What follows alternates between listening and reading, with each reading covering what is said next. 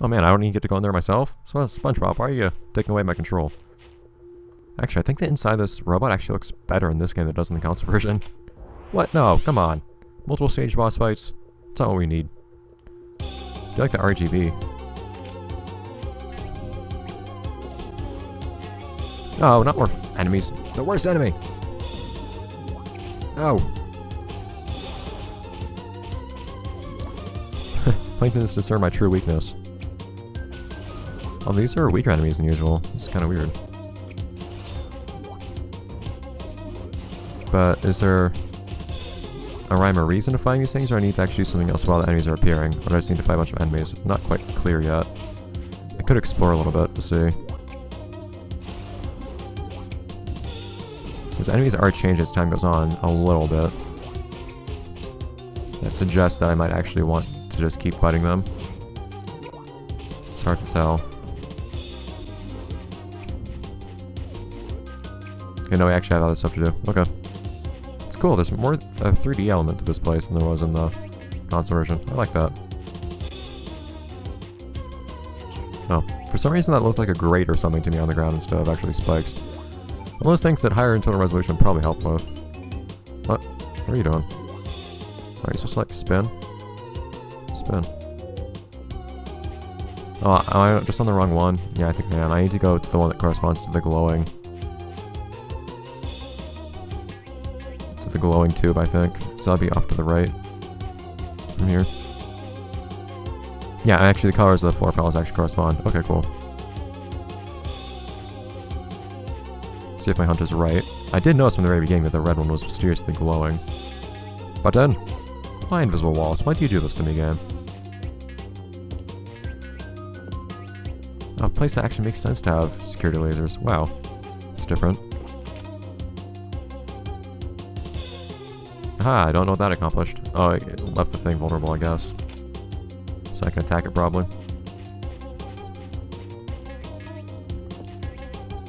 Ah! Try to jump and move at the same time. It's not a wise decision. Okay, so now, as it's shooting at me, return fire. Okay, why can't it can shoot through walls, but I can't. Let's get up close, just for the sake of fun. No, up close.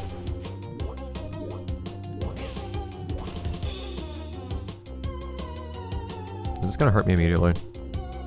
No. Okay, cool. Okay, so now... Oh, now I have 2 to destroy? Darn it, game. That's really how you're gonna do this. From now on, I'll just hit him with range attacks. Okay, so this is gonna be a little tedious. Because after this, I'm gonna have to go through all 3 of these. I'm pretty sure. To activate all 3 tubes the last time. And I need to be concerned too about my health too, since I managed to waste a few pairs of underwear pants and all that prior to now. Okay, so running along stairs. It's probably gonna be like a double-length episode. It's probably gonna get to the point where I could have actually just cut up into 2, which I might do. But of course, you guys are only gonna be aware of which decision I made on that front. Okay, green tube. Don't really know how it is these tubes actually in some way contribute to protecting the robot, but I'll take it. Hopefully this thing stays activated, unlike most switches of its type. It didn't seem like it was falling back down when I stopped spinning for a moment there, so I think it's okay. So I'll just hit with some range attacks. All should be well from there. So I don't suspect there's going to be anything that's going to make me concerned about getting hurt. Ooh. At least getting hurt 3 times between now and finishing this fight. Hopefully. Although having enemies to deal with, like, in the middle of these areas might prove annoying.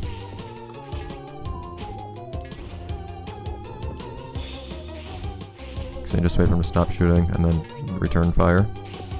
Nice. Okay. Yeah, so now I just need to do all 3 and we'll be good. I do appreciate that the enemies actually disappear each time you get to the next part of the fight. It's kind of weird though, like you don't see Plankton here at all or anything like that. Usually you would think in the final boss you'd actually interact with Plankton in some capacity.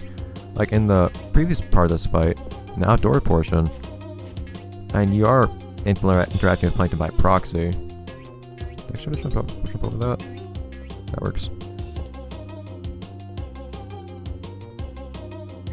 Like, that's not a thing I can do. Here we go. It's just moving so slowly. In part because the game's lagging, of course. Can I just do this? No, they have a wall there. It's moving so slowly, though. Okay. Thankfully, this is the only time you have to hit the blue one, though. Which also means get some health here. But yeah, we were kind of interacting with Plankton by proxy, and we could see it when he got angered.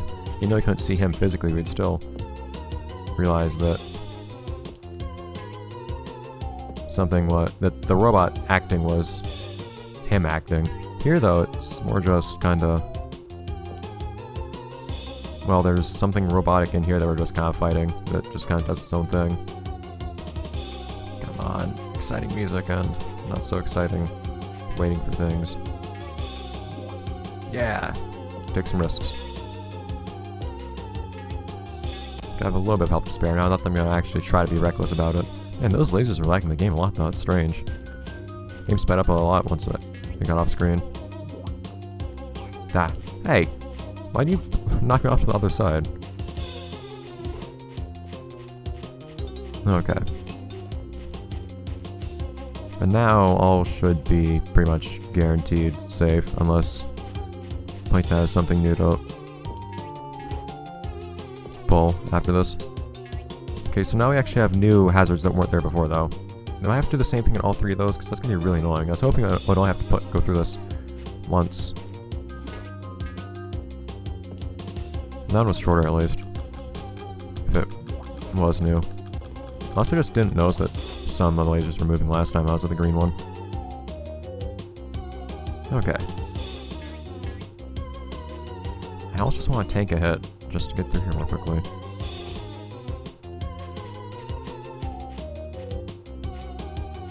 Okay. And you can't see those spikes when you're jumping over the lasers, though, and all of a sudden they're just right in front of you. Aha, they managed to miss. Nobody on the stairs, great. That means we are free to go. Another dude's still stuck on the stairs off in the background there. No, stop following me, stop it. Oh, this guy's gonna be such a nuisance later. Go away. Runs pretty quickly, too. Man! Stop it!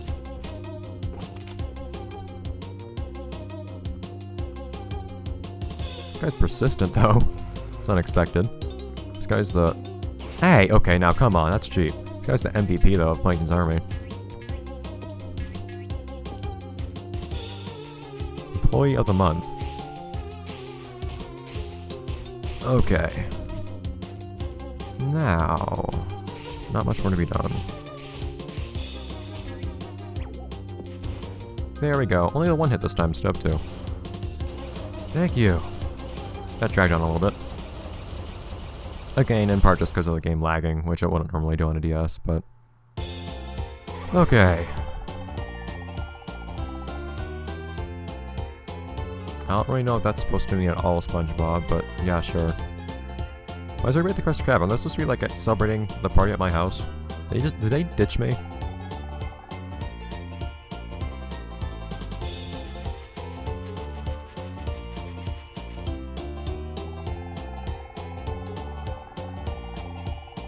Why are you at my frickin' house for the big celebration?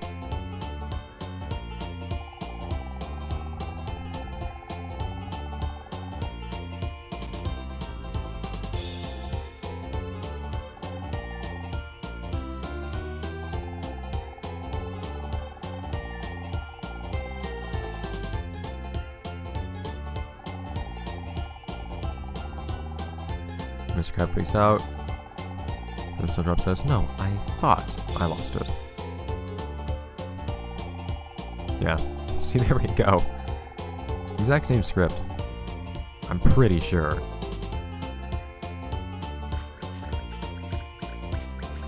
Not many numbers on that save. Do you just like force it open grabs? Like, I know you're strong, but man.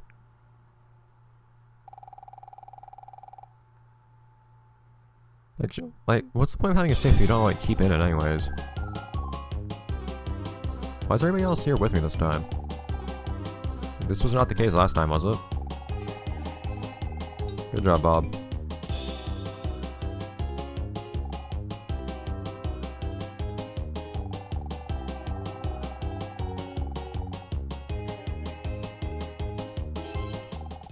It's a book? Like hardcover book? Okay. I mean, we always knew that Mr. Krabs had deep pockets, but man. Hey, Plankton.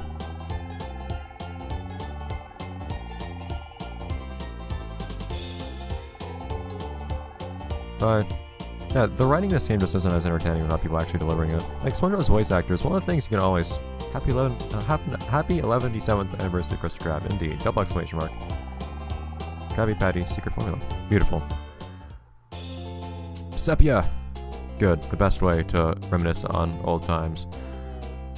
But yeah, one of the things you can always look forward to in SpongeBob games I'm finding is that however poorly the rest of it is put together, which sometimes it is, sometimes it isn't, you can always look forward to having good voice actors, because they're nice professional voice actors that are quite acclaimed. At least made something that is generally pretty acclaimed. So, generally speaking, whatever script they're given, which sometimes is good, sometimes isn't at all, they usually do a pretty decent job of delivering it at least. And you can tell a difference when you're playing a game like this that has the exact same script without anybody saying anything, and it's just so much less entertaining. It makes a huge, huge difference actually having them deliver it, which is nice. Curious, that concept art on the left of Sandy there? It's interesting. Anyways, I didn't realize I actually started recording a couple minutes late today, and I was looking forward to being able to finish recording early because, well, I mean, I have limited time, and if I end up recording for too long, like, I face consequences. Not like legit repercussions, just natural consequences of not getting to do certain things I do after recording, namely eating. I don't get to eat if I take too long to record something on one day. So today I should probably have time. I'm recording a few minutes later already, despite the fact that I'm actually only just about at my normal recording time. Times for recording a total session. In any case, hope you guys did enjoy this. It definitely went a bit less smoothly than the console version did, for a few reasons, mostly because of the game performing poorly, but at the same time, I just didn't quite enjoy it as much. The platforming tended to feel kind of weird and stuff to me. The fighting enemies thing just got so old to me over time. And I got a bit more annoyed than I feel like then maybe I should have at the game not... Patrick, what are you doing there? I do appreciate Squidward though, on the top screen.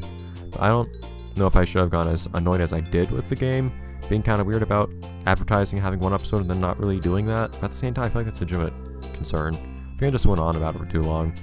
And I think things took a turn for the better towards the end where I actually started reminiscing over the episodes and things like that and considering different ideas that could have done different things and started trying to make weird logic and connections with strange things that happen in the game that don't really have any real explanation, like why searching the Krusty Krab took the form of going these alternate universes and the past and all that.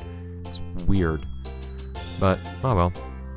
So I had fun with this. I do believe, someone in fact asked this just, I think, yesterday, which of course for you guys is like over a week ago. From your perspective. Well over a week ago, like a week and a half ago. But someone did in fact ask if I was going to play Atlantis Scorpantus. My expectation right now is to try playing Atlantis Scorpantus on the Wii next, I believe. That's the next game I have lined up. Of course, any game I play is not necessarily guaranteed for the game that I play. As things are now, I always have to play things on emulators, and for a few reasons. Mostly just for recording purposes and all that, besides not having access to the consoles and all that, like on my Wii. My actual physical Wii has disk drive problems, and I don't even have the materials to record my Wii right now, so I have to do anything on the Wii on the emulator. But if the game doesn't run well on emulator, if it just doesn't work at all, if it's glitchy, or if it's too laggy, I just can't really do a Let's Play of it, and then I have to skip it. This game was a weird edge case where the Let's Play as a whole is definitely affected by the game being laggy and all that, even though I tried to fix that a little bit, but that wasn't quite as bad as it could be. By the way, let's turn off that frame skip. Never skip. So I finally turn off the frame skip after having completed this, because there is another game I'm starting in 2 days actually, a Hot Wheels game on the DS that hopefully I won't have to use frame skip for. I'll be able to have a good smooth 6 frames per second, but we'll see. In any case, I do like the credits in this game a bit more than I did in the console version. Actually, I say that, but I don't remember the credits more in the console version at all. don't remember if it had pictures like this one, but it's cool seeing, the sepia thing's a little cliche, but getting to see all the memories. In certain ways, this game I feel actually managed to do a bit better at regards to the mission of showing like old memories, like things from the show. At the same time, in certain ways, it did worse. It's kind of weird, but it kind of accomplished what it set out to do. I have mixed feelings on it. Like as a concept, I think it's a fine idea. The Truth Square games as a whole. I don't know why they share a name with an actual episode of the show that has nothing to do with any of this. That's kind of the most off-putting things for me, because one of the reasons I didn't play Truth Square in the first place, aside from using assets, which also bothered me a lot, was that the episode it was named after was an episode that had really dishonest advertising and stuff like that, and I just kind of didn't want to play it because I didn't want to give it support in that sense. But it doesn't actually have anything to do with the thing it's named after. I don't know why they did that. I guess just to get more marketing appeal through sharing a name of something that was also sensationalized a lot on TV, despite not being related, which is also something I wouldn't want to support, but oh well at this point, I guess. What's done is done, having played this. Oh well, okay. How much more of this credit sequence is there? Because not that I'm especially concerned about, like, being bored right now. Really unbreakable, like, great. It's more that, like, I kind of need to, like, leave now. I need to get food, man, if I want to eat at all today. Oh well, though. So, we will see how things differ with other Spongebob games. There aren't that many left to play, but there are a few I'm going to try out. And then after that, I'll probably one day move on to some other Viacom games. Well, I don't know why I say Viacom specifically. Nickelodeon games. But we'll see what those things are. I don't get the impression that any series had nearly as many games, though, as SpongeBob. When it came to stuff on Nickelodeon, but I know there are a few. Danny Phantom had at least one, maybe just one. I know it for the Odd Parents had at least one. So we'll try those sorts of things out every now and then. I think it'll be worthwhile. Of course, it's still probably going to be like near shovelware quality, like anything else I've played, but I'm used to that sort of thing. I have a resistance, mostly. I do sometimes get bored or dissatisfied playing games like this one. But sometimes, and every now and then I just find something that's actually legitimately worth having. I find something every now and then that's just legitimately worth having been played. Such as, what was it? Well, Rocking Bottom was one. It's not a movie game for the most part, yeah. As well as Attack of the Toybots, a couple of Nicktoons games. Attack of the Toybots on I think every system. No, except for GBA. Attack of the Toybots on the GBA, on the DS and on the console were both quite nice. I enjoyed those a lot. As well as Volcano Island on the DS, or on the GBA especially. I love that. And having those games every now and then that I just don't expect to enjoy, that I enjoy a lot, is always awesome. Diamonds in the Rough, that's kind of my mission. I always try to play things that are kind of underrepresented on YouTube, and that most people don't give a chance. Because sometimes you do find something that's really fun and really cool, and it's really worth having done that. Most of the time you don't. Most of the time you get games like this one that are basically just trying to market a game, a licensed game, that's really all there is to it. But sometimes it's worth it, regardless. You just need to put some time in to get something out of it, is how I would put it. So I'm happy to have played this regardless. I would say that out of all the SpongeBob games, this one probably had the best concept, best idea, because of how direct it was connected to the show. But, and in terms of quality, in terms of gameplay, it just didn't work out the best. It tried, but I don't think everything's ever going to top Bikini Bottom, because it managed to actually create a Bikini Bottom that you could explore, do stuff in. And so it was very fun to play, and it had departures from the show universe that blended themselves well with gameplay, but at the same time you still had all the different people that were the different characters that still acted in character, and you have all these small little references to the show. So many small little details that made it still feel like SpongeBob and still had a similar sense of humor in many cases, and I love that. In any case, game, come on, like, I need like fast forward you. Oh, sorry, that sound.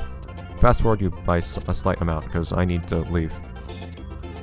Apologies to anybody who liked hearing the music, but, like, seriously, I don't think... I always like to show the credits for the sake of showing everybody who was involved.